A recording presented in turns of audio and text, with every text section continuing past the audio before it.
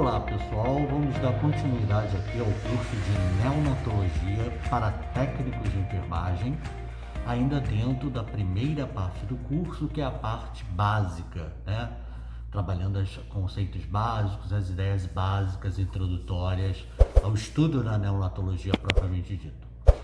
E nós estamos desenvolvendo neste momento a parte da fisiologia fetal e seu processo adaptativo à vida extrauterina.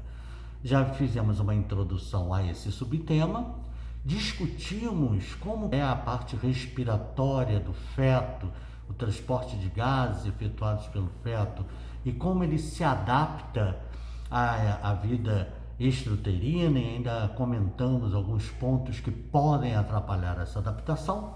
E dando continuidade a isso, vamos agora falar sobre a parte metabólica, focada na produção de energia, focada na regulação térmica. Então, venha!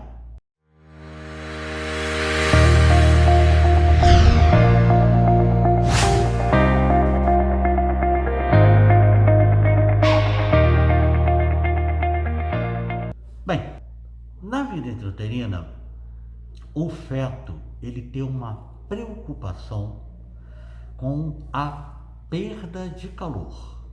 Ele está num ambiente aquecido lá pelo corpo da mãe, né? Então ele está 37, um pouco mais, um pouco menos, e da temperatura ambiente ali que envolve ele, e ele tem todo um processo de adaptação a isso para não hiperaquecer. Então ele tem que ter muito cuidado na produção energética dele. Ele não pode produzir muita caloria, não pode produzir muito calor livre, né? Tem que produzir para se manter íntegro, crescendo, desenvolvimento, mas não pode produzir muito para não hiperaquecer. E também tem que ter os mecanismos de perda de calor dentro das características que ele possui ali. Então ele vai ficar 9 meses, mais ou menos, quase 9 meses nessa briga.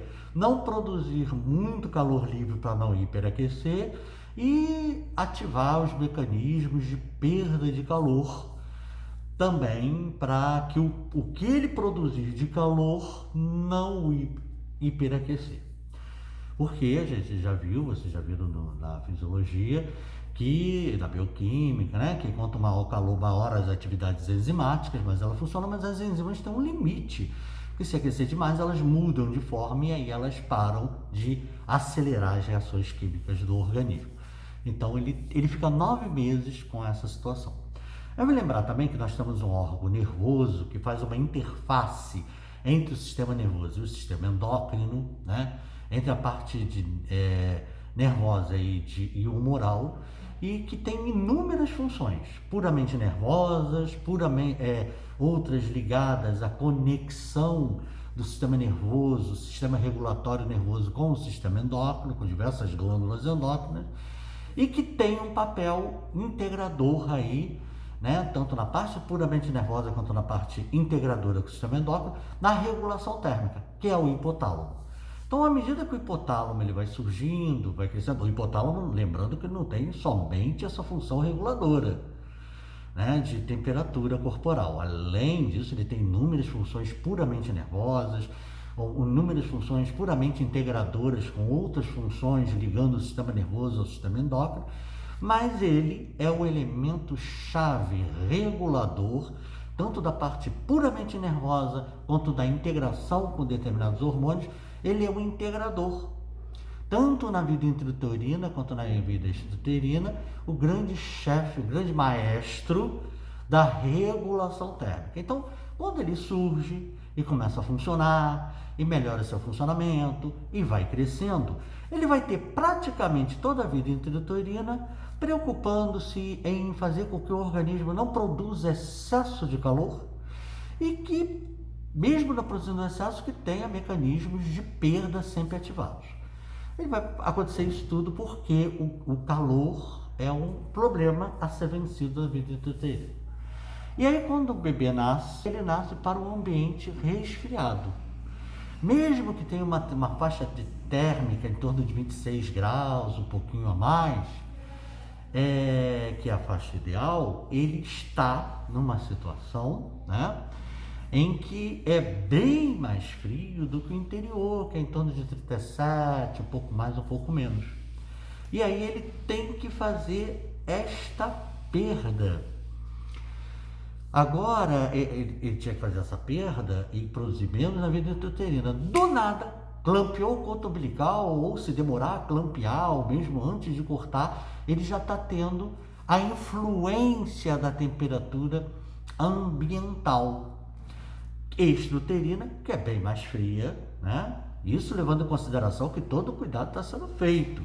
Caso contrário, pode ser bem mais fria ainda, se os cuidados com deixar ar-condicionado ligado, numa temperatura em que mantenha o ambiente a menos de 26 graus, né? Atender a criança fora de uma unidade de calor irradiante ou com unidade de calor irradiante inadequadamente mal controlada, que funcione mal para baixo, né, para produzir menos calor. Isso tudo pode resfriar bastante a criança, que durante praticamente quase 9 meses ficou com aquela coisa, não posso hiperaquecer, aí de repente a problemática dela é outra, eu não posso esfriar. Ao invés de segurar a onda na produção de calor para não produzir muito calor, é o contrário, ela vai ter que aumentar do nada a sua produção de calor. Ao invés de sempre estar acionando mecanismos de perda de calor, ela vai ter que segurar esses mecanismos de perda de calor e vai ter que fazer mecanismos de retenção de calor, né? Enfim, então, e isso tudo regulado pelo hipotálamo, continua sendo o mesmo órgão, que foi crescido, desenvolvido intrauterinamente com uma dada necessidade, ou quase sempre com uma dada necessidade do que se refere à regulação térmica, que é não hiperaquecer, e agora nasce e ele tem que uma outra necessidade, que é não deixar resfriar.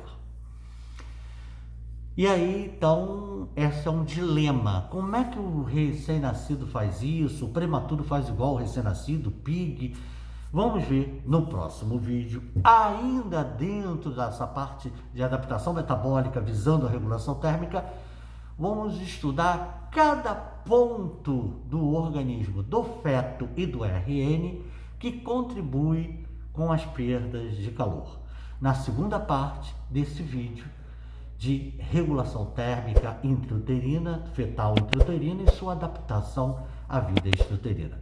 Então, continue conosco. Até lá!